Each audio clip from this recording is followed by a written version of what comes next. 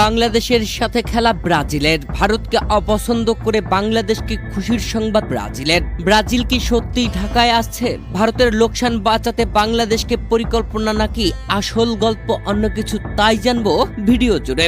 Messi এসে খেলে গেছেন, কিন্তু হলুদ জার্সির বিশ্বজয়ী ব্রাজিল কি কখনো পা রাখবে ঢাকার মাটিতে? হঠাৎ করে রোববার ঢাকার মাঠে ব্রাজিলের 5 সদস্যের প্রতিনিধি দল।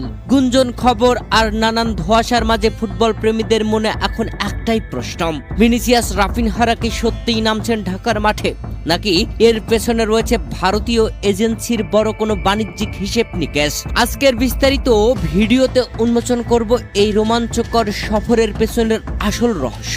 গত 23 আগস্ট আংশিকভাবে ঢাকার বঙ্গবন্ধু জাতীয় স্টেডিয়াম ও বসুন্ধরা কিংস অ্যারেনা পরিদর্শনে আসে ব্রাজিলিয়ান ফুটবল কনফেডারেশনের 5 সদস্যের একটি উচ্চ পর্যায়ের প্রতিনিধি দল। শুধু মাঠ দেখে দেখাই শেষ নয়, ঘাস, ড্রেসিং রুম, মিডিয়া বক্স থেকে শুরু করে ডাগ আউটের চেয়ার পর্যন্ত খুঁটিয়ে পরীক্ষা করেছেন তারা।